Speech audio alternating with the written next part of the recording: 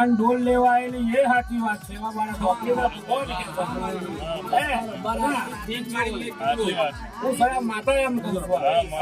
સાચી વાત માં તું કહું એ સાચું માં. હા મારી બરોબર હવે ખબર પડી ગઈ.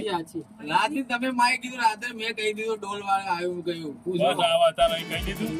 હવે તમારે છે હવે શંકા રહી. હવે માતા પ્રત્યેની શંકા રહી એ કહી દો હજુ.